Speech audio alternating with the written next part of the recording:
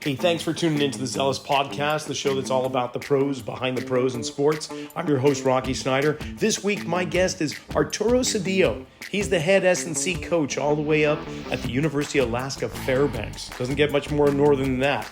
But before we get underway, check out my website, rockysnyder.com. We've got continuing education workshops in person, online.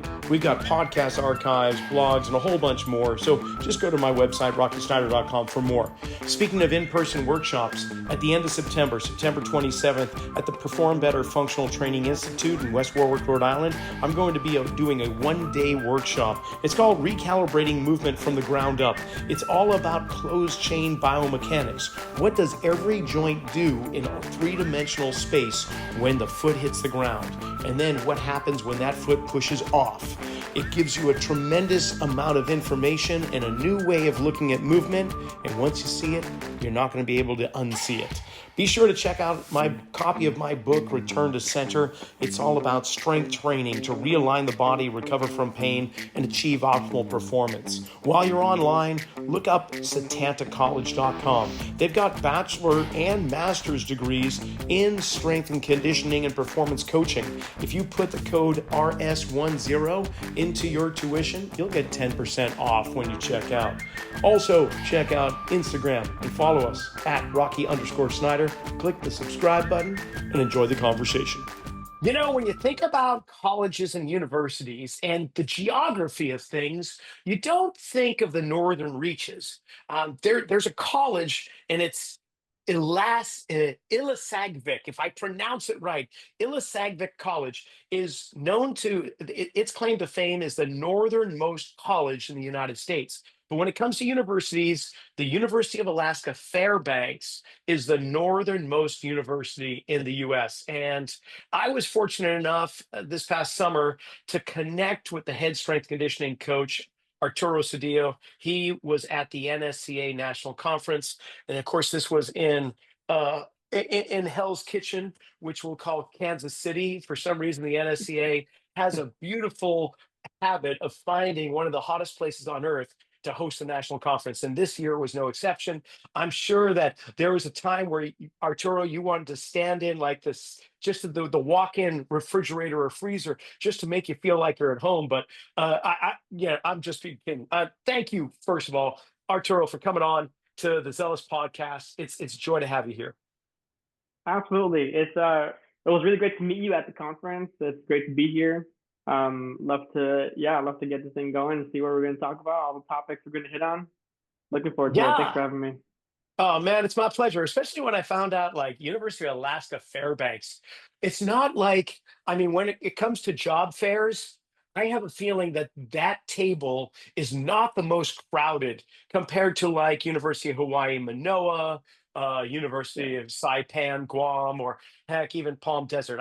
For some reason, so you got to tell us, like, how did you land at the northernmost university in the U.S.? Yeah, they call it the Harvard of the North. What they call it. The Harvard of the North. Oh, that's a running great. joke. Yeah. So I graduated in 2023 summer. I had some lab courses I had to take in the summer of 2023. And as I was doing my labs, or while I was in class, even during lectures, there were times I had my lecture notes here, but then I also had my resume on this side of the screen, and I was just like tweaking it, and even going on like job sites like Indeed, and kind of looking around to see what was going on job wise. Even looking on Instagram, I was following the strength coach job network, and I remember seeing the advertisement for hey, we're looking for a strength coach in Alaska. And I remember when I first saw that, I was like, man, good luck to anyone who ends up working there. And then so I initially didn't apply for the job. I was like, I don't know, it might be a little too far from my family. I'm from Los Angeles. And so I kind of was looking more local to that. And then I graduated, moved back home to LA. I was there was my family, and I kept on kind of looking for work, doing some interviews, and then that job popped up again, and I was like, I don't know, like it might be actually kind of cool to just interview and see like what they're like, what they're about, if we vibe well with one another during interview. And so I applied for the job, and yeah, I got a hit, and so we scheduled an interview, and it went fine. I think our chemistry was really good, and yeah, I did the interview. So I felt like our chemistry was fine, but I felt that like I felt like it wasn't one of my best interviews. I remember like logging off and being like, oh man, I don't know. I don't know if I answered these questions like the way they wanted me to, or like, you're always trying to play to your audience. And so I remember going up to my mom and being like, I don't know, man, I feel like I just wasn't answering questions correctly, or what they wanted to hear. And then I heard back from them, and they offered me the job, and I was like, oh my gosh. So I got to now start thinking about moving to Alaska. And so yeah, I remember asking them like, when should I come up? How soon do you need me? And they looked at me and they were like, yeah, 2 weeks ago would have been great. And I was like, got it. Give me a week and a half, and I'll get things going. I think it was like my birthday, like later that week too. So I had like my birthday celebration and made sure to see like all my friends and tell them like, so I'm moving to Alaska. I'm moving to Alaska. And people were like, that's crazy. And so yeah, I got the job. I ended up flying out because my passport had also just lapsed like the month before, so I couldn't drive there in my car because you'd have to drive. There's a whole country between us and Alaska. And so yeah, so I ended up flying, and yes, moving in and finding an apartment, and everything was moving really fast. And so it was about getting here, getting programs going, meeting all the coaches, making good impressions, meeting the athletes, making good impressions on them, and getting the ball rolling. Like my first fall here was insane. With like all the weather changes too, I was sick. I was sick as a dog for like the first a month and a half, maybe a couple months.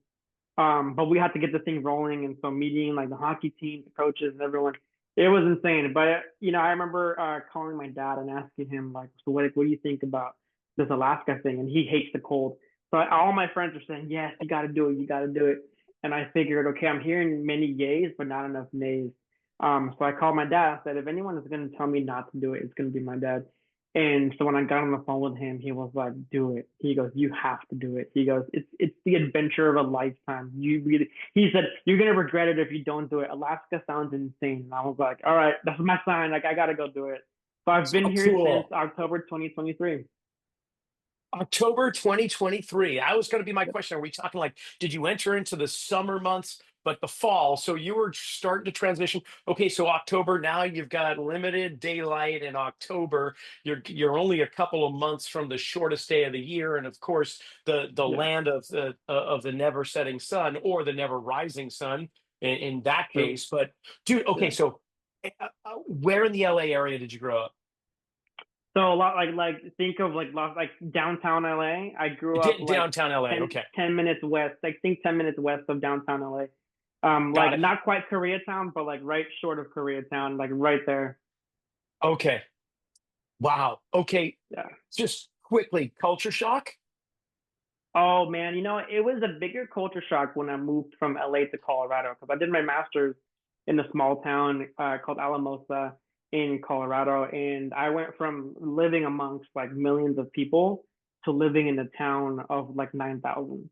And so I feel like that was sort of like my uh sort of conditioning of like, okay, living in smaller towns. And so I got like snow exposure there, and learned how to live in the snow, live in a smaller town. And so I feel like Colorado was more like my training area to like live in a smaller town. That when I moved up here, I was like, okay, I already have a winter coat. I already know how to walk in snow and that sort of thing. Start my car, as I'm getting ready for work, so that it starts warming up and defrosting a little bit.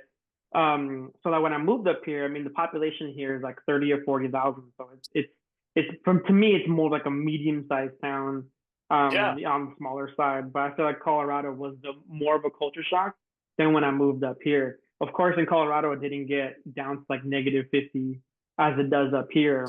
But when I moved up here, there was someone. It was like -20, and someone looked at me like, "Oh man, you're from LA. I bet you're hating this right now." And I was like, honestly, at -20, like this is so insane that it's cool. Like it's fun for me to learn how to live in this kind of environment.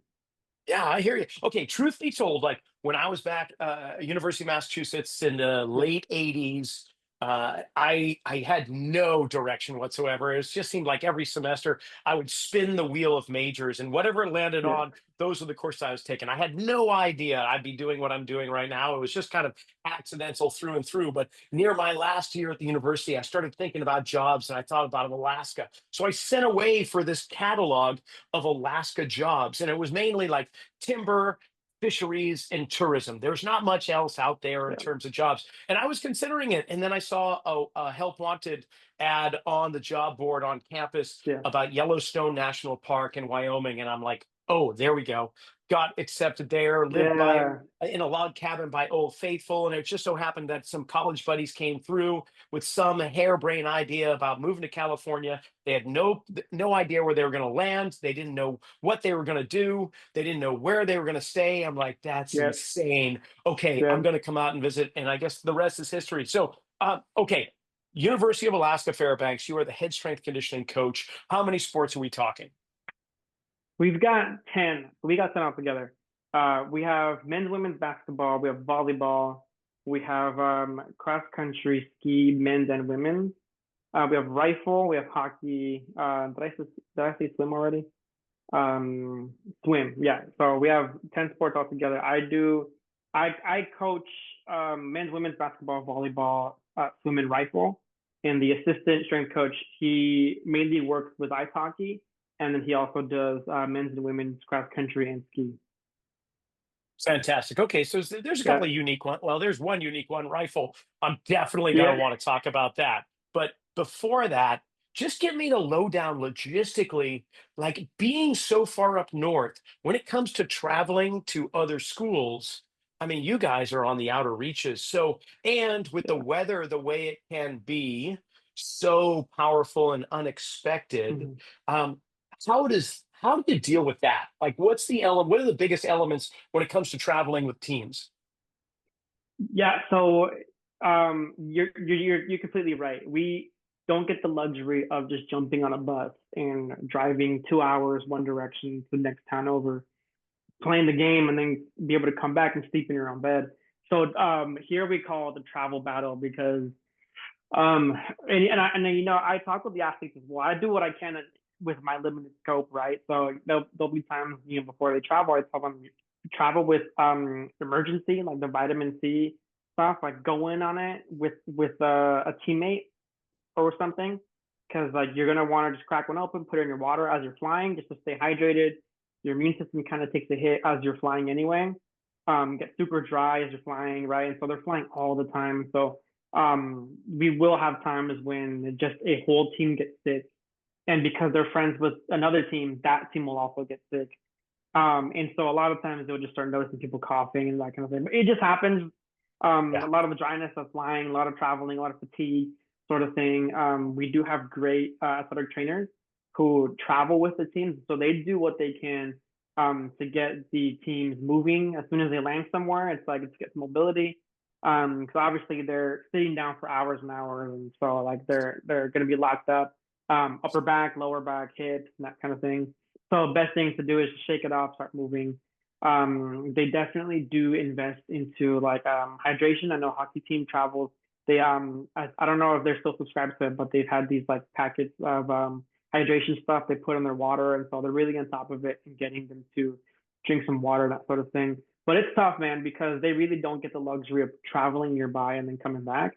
One weekend, like for example, for the volleyball team, they'll leave on a Wednesday, play on Thursday, off day on Friday. They'll play again on Saturday, and then hopefully they can stay one more night, like stay that Saturday night at the hotel and come back like Sunday morning. Try to come back Sunday morning. Land back here in the afternoon on Sunday. But then like we have, sometimes we have lifting sessions on that next Monday morning. So it's tough for them to be able to get that rest. So from time to time, I will get a text message from the coaching staff saying, "Hey, like, the girls are feeling fatigued. They're kind of tired. Like, would you mind if we like either take it off or make it volunteer? Like, you want to come on your own? Like, that's cool." And then you know what? I'm playing to my audience, so whatever they need, I'm like, yeah, cool. Like that works for me. Like if you need me there tomorrow morning, I'm there, but if you want to do like people who will just want to volunteer to lift, that's also cool. Optional lift. Yeah, I'll still be here. You guys can come in. We can do something lighter. We can do some mobility. Whatever the team needs, like we'll do. But yeah, So you're I right. was You're thinking, completely right. I was thinking that there may be in terms of scheduling, there may be like a road tour. Like the pros will often be like on a West Coast tour or East Coast tour. They'll hit a few places. So there's not this continual bouncing back Yeah. and forth between time zones. Yeah. But that doesn't sound like it's the case with your volleyball team. You go and you play a school and then you return. It's not like you're going down, you're playing University of Seattle or UW or and then you go to Hmm. Portland or Boise State or wherever. It doesn't work that way, Yeah. huh? Yeah, for our volleyball team, definitely not. Though the good thing is that I think the furthest east we go is probably, I want to say Idaho. No, I think Montana. Yeah, Montana might be like the most east that we'll go. So for the most part, it'll be up and down the West Coast. Ice hockey here is D1, and so they'll Nice. travel. I mean, they'll travel to like, Northeast. yeah, they'll travel to Princeton, and they'll travel to Penn State.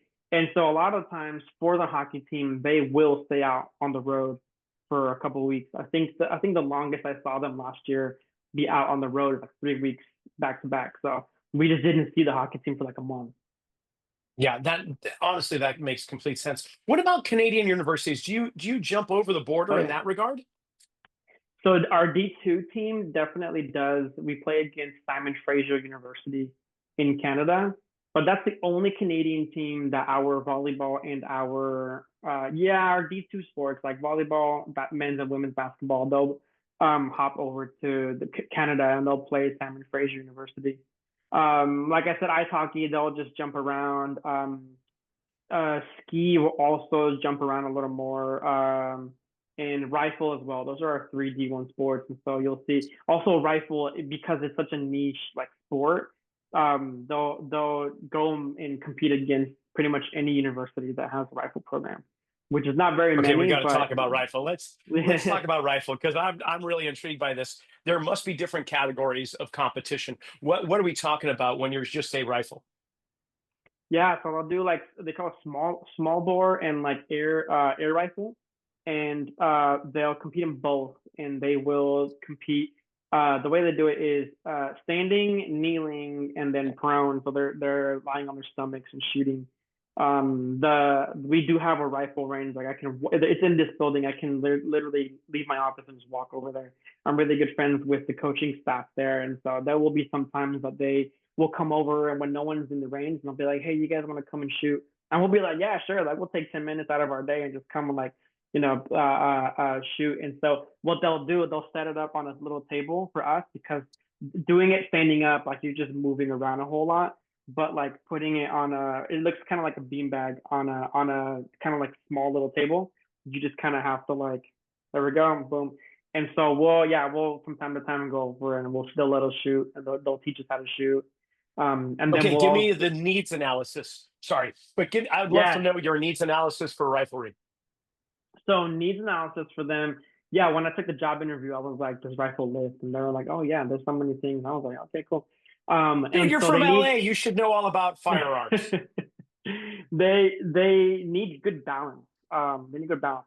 When they're standing and when they're kneeling, it's really important that they're like, for me, if I were going there, like, I would just start noticing my body rocking. They got to be like completely still. It's an isolated, isometric hold, pretty much like the whole time.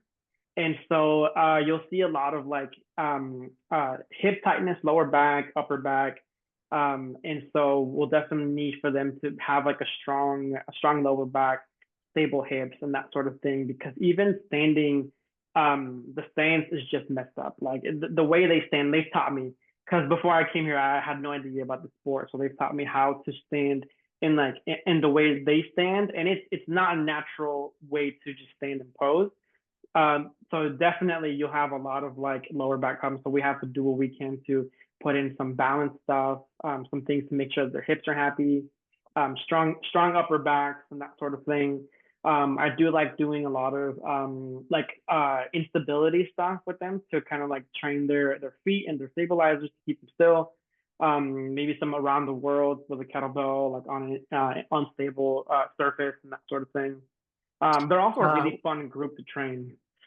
what about like breath work or breath cessation, or like athletic apnea training, holding your breath and things like that? Do you do anything along the lines of like diaphragmatic breathing or things of that nature too? I do. What I like to do. So yeah, you're right. The cardiovascular part of it is also a pretty big factor because they say that the thing to do is to shoot between heartbeats. And so, that's why like beta blockers are like banned in that sport because yeah, exactly. So Oh, people in the past, like not here, but like in the sport in the past have used beta blockers to like calm their heartbeats down. really? And oh yeah, people will get the edge. So what I do is I like to have them do some cardio stuff. So I'll either do maybe like a heavy lift and then like a sprint, or maybe I'll have them do like a pro agility race. So I'll have two standing back to back like this, and so we'll have like a starting and then whatever direction we're going in. And so it adds just like a really fun component to training while also working out that cardiovascular system. Diet So I'm I curious. Yeah, go Sorry, ahead. go ahead. You keep on going, and I'm going to ask you a question afterwards. Oh no, so like the diaphragm breathing stuff is cool. I would like to tap into that. I've kind of looked into just implementing some of that. Because when you're watching them compete, you'll see them. I mean the game is all up here. The game is 100% up here, so you'll see them going aiming, but then like for 1 second they kind of just put the gun down, just look straight ahead. You see them breathing, and then boom, they're back and they mean business. Yeah, it's a really cool sport to watch. Very cool. Okay, you mentioned beta blockers. Uh, NCAA guidelines and rules, regulations, are they allowed within the competition? Beta blockers? Yeah. I'm not sure. I am positive though that should be a thing. Yeah, I feel like it would be like on a banned Okay. list. And now I'm imagining, and I could be completely off track here, that riflery athletes may not be the highest conditioned individuals when it comes to a sport or competition. And I'm thinking about resting heart rates, yet they want to Mhm. have a very low relaxed resting heart rate. So first of all, do you know what like average resting heart rate is amongst your team? No, I don't know. That's a really good idea though. I should check it out. Okay. And I'm then do they do meditation to bring their heart rate down, like concentration activities of some sort? they so I know some of them do. The team also, when I first got here, they used to do yoga as well. And so as a team, they would actually bring in a yoga instructor to them to have just a yoga session between the team.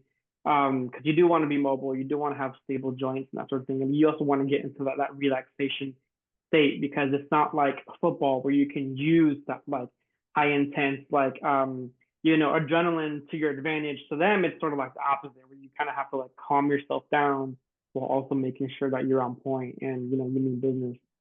Yeah, I could see how Tai Chi would be an integral part of competition like that for body control, breathing, relaxation, and so on.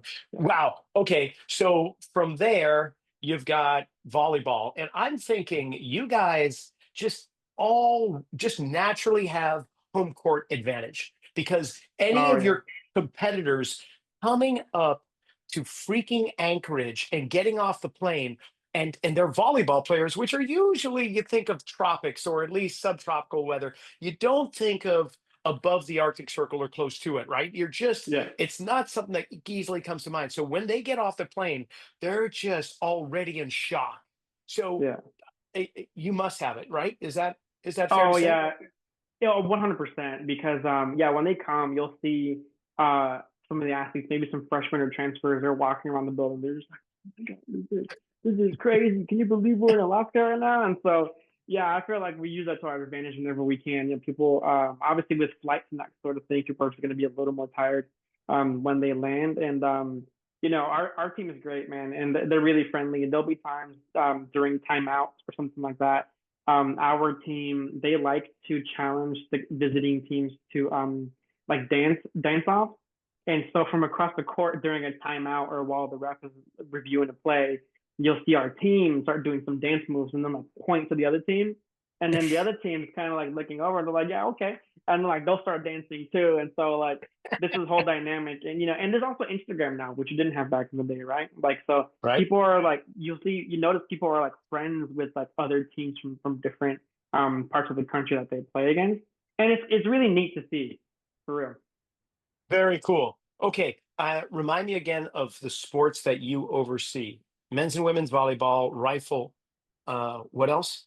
Men's, women's basketball, Basketball. women's, yeah, basketball, women's volleyball, rifle, and swim. Swim. Yeah. Uh, Obviously, indoor pool. You don't break the ice to get out there. Is that D1, D2? Because it sounds like you're kind of stratified with all the sports. Yeah. So our only D1 teams are ski, men's ice hockey, and rifle. Everyone else is a D2 program, but also definitely indoors. Definitely indoors. Oh man. Okay. So when it comes time for programming, uh, you've got those sports. You've got an assistant strength conditioning coach. How many people are on your staff when it comes to strength conditioning? Strength and conditioning, just me and the assistant strength coach. We are looking to get a GA for the first time this fall. We got to work some things out, but yeah, it looks like we're going to be getting GA. So I think it's all just the three of us. All right. And you guys share an office, and then you throw ideas back and forth when it comes to strength conditioning program design? Oh, definitely. I mean, his desk is right across from mine. There's times we'll just be chipping away at programming or something else, and then we'll just strike up a conversation. Or maybe like one of us is reading an article while the other one's working, and so we'll just look up and be like, "Hey, have you heard like this method? Have you heard of this guy?" And so we'll just throw ideas back and forth, or even like challenge old ideas and that sort of thing, and just have a conversation about it. And it's really cool to have someone like that who knows where you're coming from, someone else who has read the papers, done the homework and that sort of thing. So I can be myself and ask those questions with him. And it's really fun to have someone. He's awesome. His name is Fabian. He's great. We love to have him.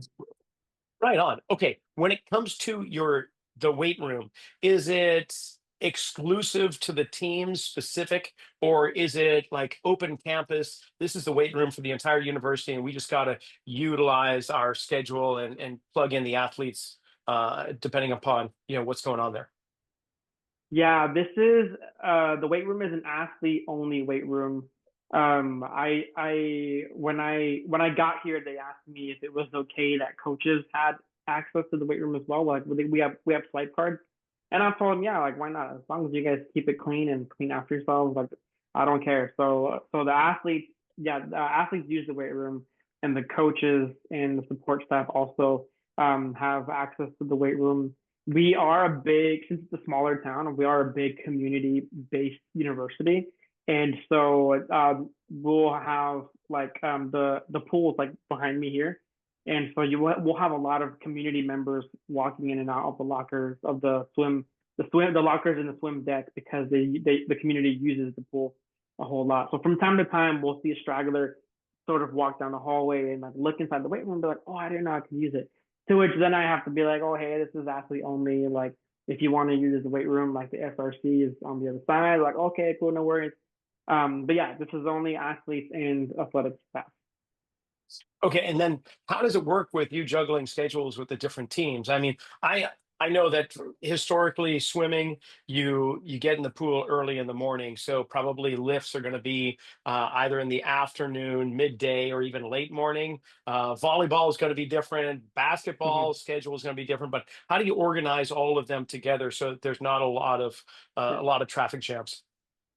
It's tough. It is tough. Yeah. That was going to be a part I wanted to mention because not only does their practice and their class schedule counting as a factor, but also how cold it gets outside and the lack of sun is also a whole other factor that I never had to think about at the prior school I was at because, for example, the cross country, the cross country and the ski team you'll have a lot of dual athletes in both of those teams, but they have to use the sun for their advantage as long as they can. And so in the darkest day in winter, like you'll get the sun rising at 10:45 in the morning and setting at 2:45 in the afternoon. So we really only get a few hours of sunlight, and the ski team, we can't schedule the ski team to come and lift during that time because they have to use the sun to their advantage. Otherwise, they're practicing in the dark, and we don't want them to, you know?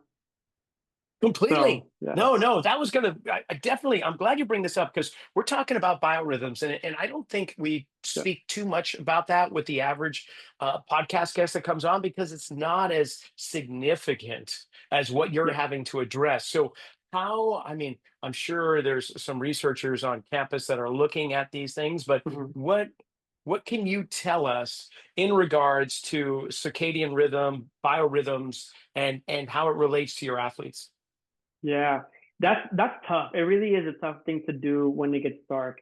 I so they'll tell you have happy lights in your apartment, supplement with vitamin D, be purposeful about going and seeking out the sun during the day because there will be a time in the fall it gets dark enough where like I myself last year I forgot I oh man rookie mistake I forgot to supplement with vitamin D, so I was pretty much raw dogging the entire winter darkness with nothing, like I'd have no happy lights, no nothing, and I just noticed like being sleepy all the time, low energy all the time, and I was like, what is going on? I feel like my first year I was fired up, but you'll start noticing also coaches, athletes, like energy sort of just dropping as the sun sets earlier and earlier.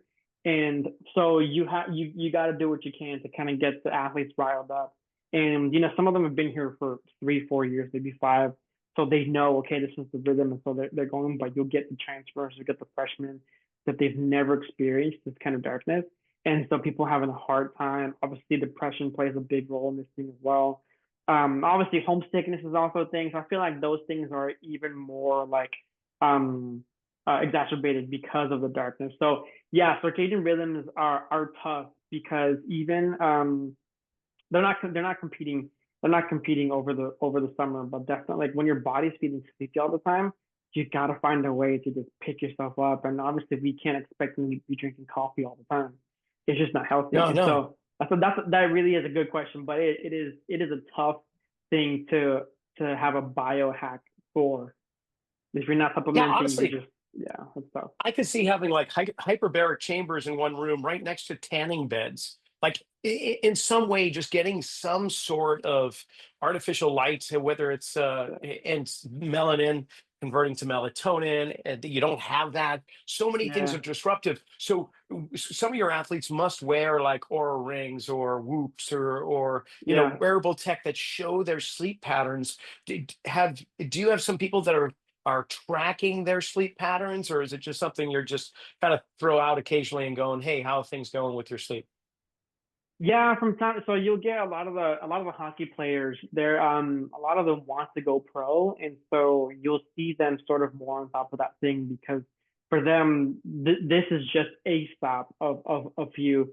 So like they'll come from a good school or whatever. They'll come here, they'll compete, and then they want to go pro. And so I feel like a few of them have invested in like Oura rings or some sort of like heart rate monitor, like polar stuff, just to track how they're doing. I know like the last school I was at, they had the wrestling team had Aura rings. I feel like a lot of them did. So I feel like it's something the coaching staff invested in.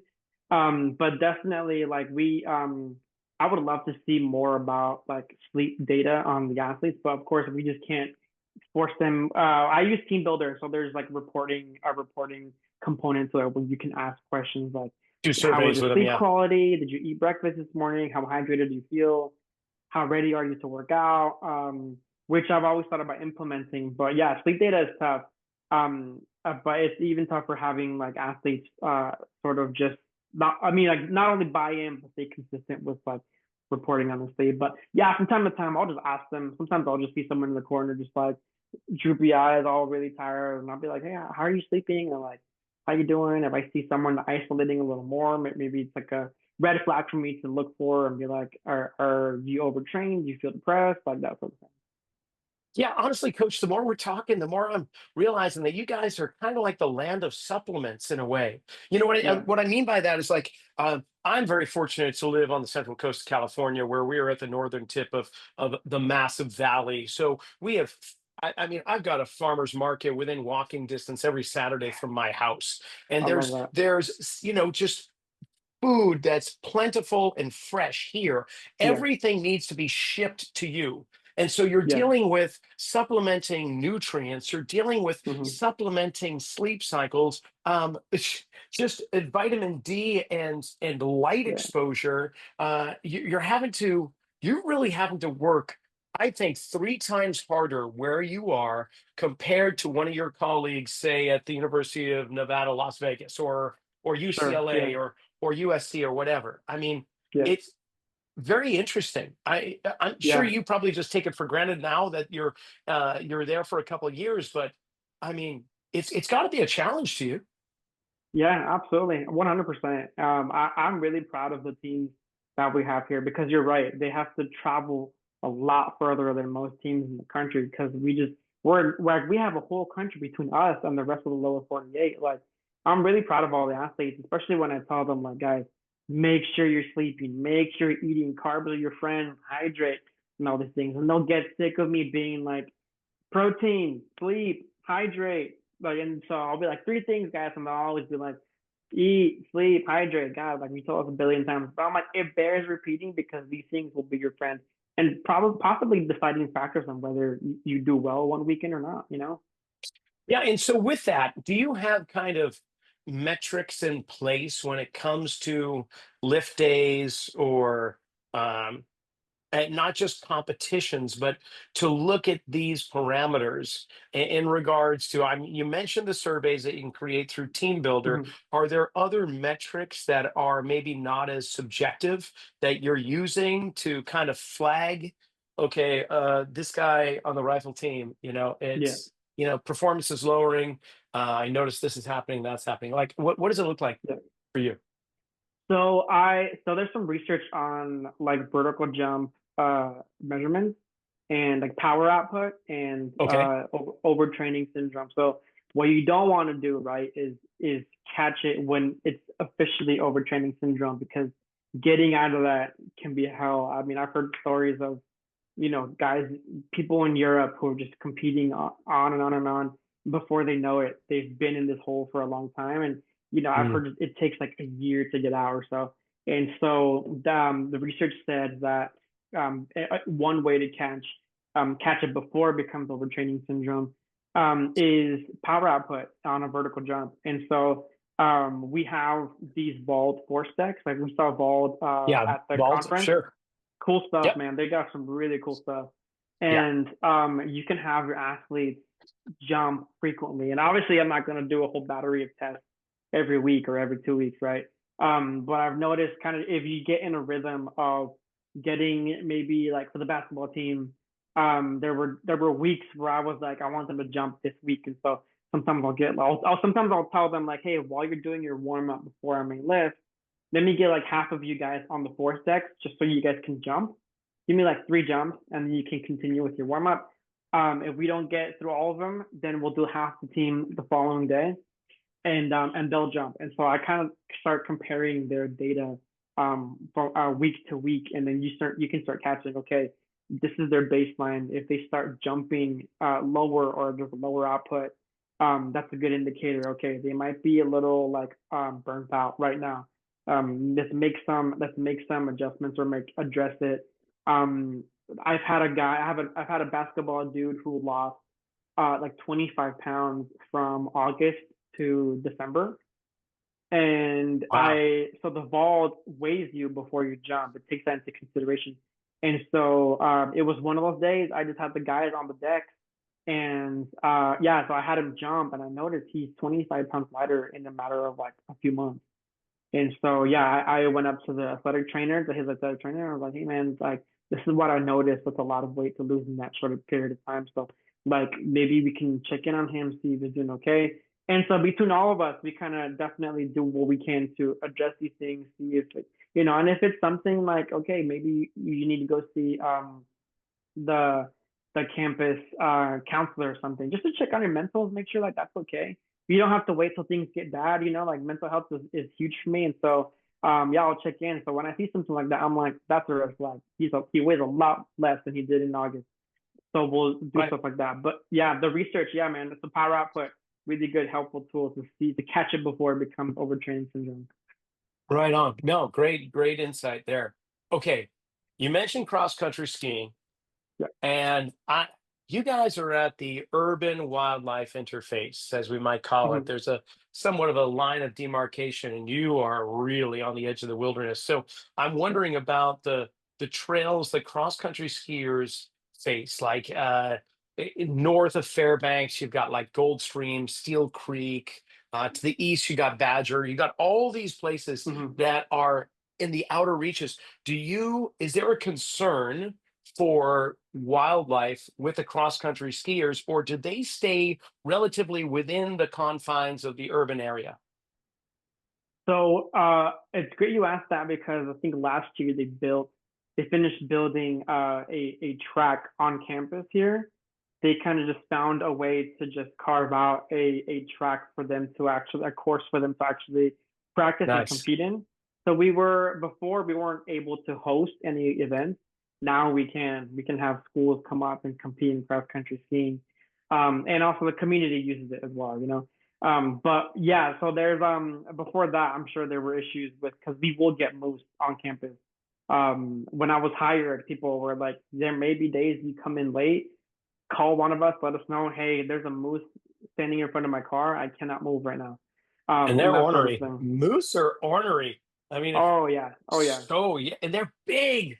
Oh my gosh, so big. They're, you won't believe how big they are, man. Like it really, when I thought about a moose before I got here, I was like, oh yeah, it's probably as tall as a cow, maybe like No, a no. deer or something. They're massive.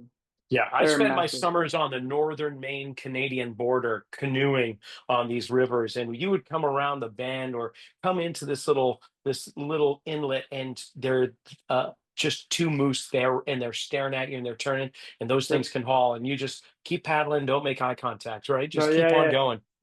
yeah. It's like Phew. walking through a dangerous neighborhood. Just don't make eye contact. They'll go their way. I'll go my way. So But of see, course, the LA that's boy comes through. That's what I'm perfect. saying, You. right? Don't Oh make my eye God, that's contact or great. something weird just happened over here. You just mind your business. Keep walking. That's hilarious. Okay, and Oh then man. to continue with cross country, and then you've got riflery. Is there Yeah. biathlons too? Do you have biathletes where there's cross country with No, shooting? No. no. That would be cool. Maybe I'll pitch the idea. Considering it's an Um, Olympic sport, you never know. you really never know. We do have the one of the cross country coaches. He's like, it'd be cool to get a track and field team like here, and I was like, yes. I miss working with throwers. Throwers are just like some of the nicest people you ever meet, but they're just like massive. They're just larger than life. Some of these throwers, you know what I'm saying? I think they're part moose, actually. Yeah. Yeah, they could have some moose genes in them. So like living up here, it really is, um opposite to like living in LA. Like the in LA it's like there's nature trying to like survive around the city. Here's the Yeah. opposite. Like we're trying to survive around the wilderness. So Yeah. like yeah, you really never know what you're gonna see. That's crazy. Okay, I would be remiss with the time that we have remaining. I need to talk about the national conference where I met you. Yeah. Was this your first NSCA national conference that you went to? Yeah, first national. I had gone to a regional conference before in San Diego at Point Loma. And this was my first one ever. From now on, I'm like, dude, I got to be a NatCon guy because all the people that we met and interacted with were just amazing. Yeah. Okay. So you had a really good time networking, Yeah. and the Yep. event you'd give it a double thumbs up. Oh, 100%. I'll give like a triple thumbs up, man. How was your time? Did you get to meet some cool people? I do. Being in the NSCA for the length of time I have been, really, it's Yeah. kind of like a summer reunion. Every year you Yeah. get to reconnect with a whole bunch of people you've known for decades, but then you get to meet the new guys on the block that are coming in, and you can see the excitement and energy in their eyes, and it's great to just Yeah. just to have communication, have conversations with them, sit down during the lunch Yeah. break or at breakfast at the tables there, and Yeah. just get to know people because I think everyone's an expert in themselves. So if you're willing to learn, then all you have to do is ask about what they're doing, and you get so Oh much. yeah, Just like we're doing right now, I get so much from. yeah, You've taught me so much about the northern reaches and being a strength coach in Alaska. It's just things that you don't think of, and it's really great to yeah, learn. So next year in New Orleans, that's even further south and more humid, dude. yeah, How are you going to brother. prepare for that? Bro, it was tough in Kansas, man. I'm not gonna lie. I didn't realize how, because I went from like the airport to the car rental place into my rental, and everything's air conditioned. And then I remember I went to the KU field trip, Oh, and when I yeah. got out of, and there was no visitor parking on campus.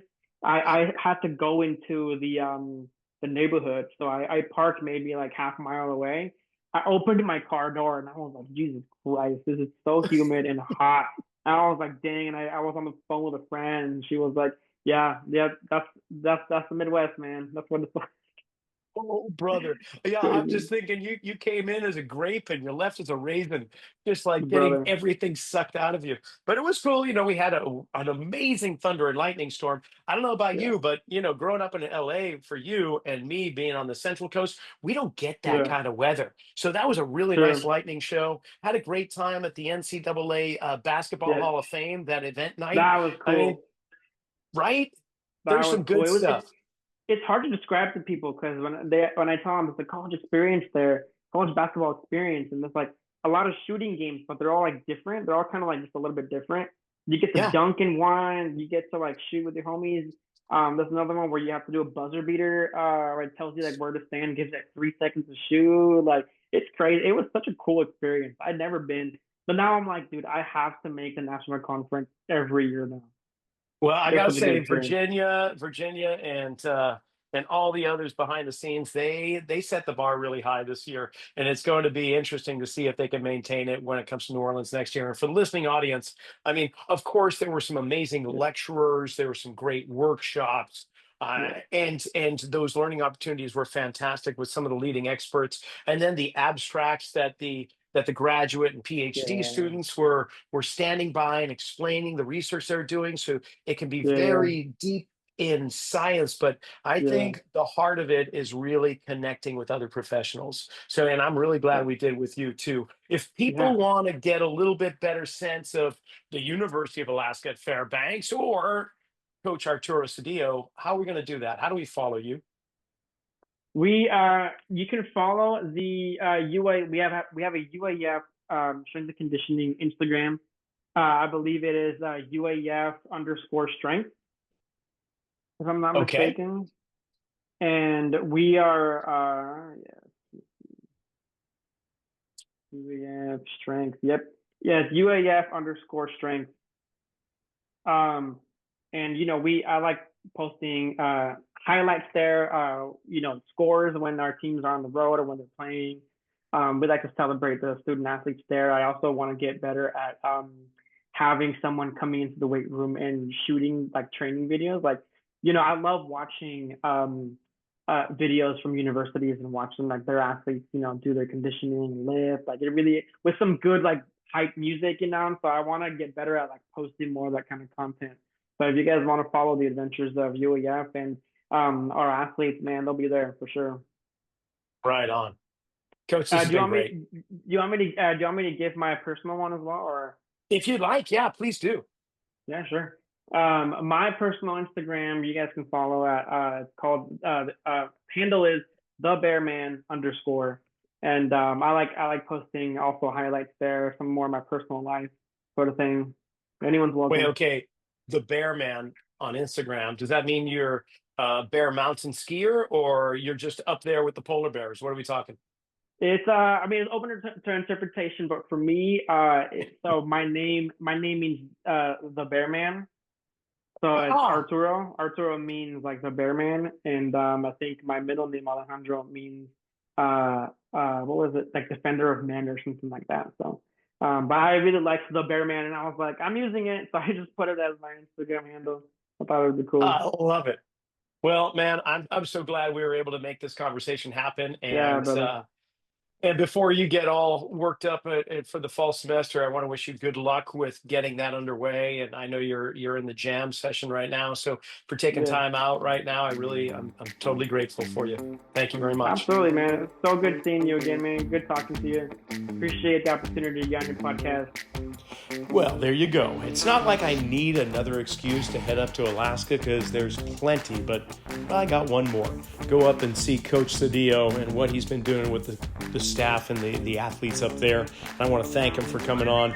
Hey, check out the continuing education workshops I have online in the podcast archives by going to my website, rockysnyder.com. While you're there, register for the in-person CEU workshop that's happening at the end of September on the 27th in West Warwick, Rhode Island at Perform Better's Functional Training Institute. You won't want to miss it. And until then, you go out there, have a great week. We'll see you next time.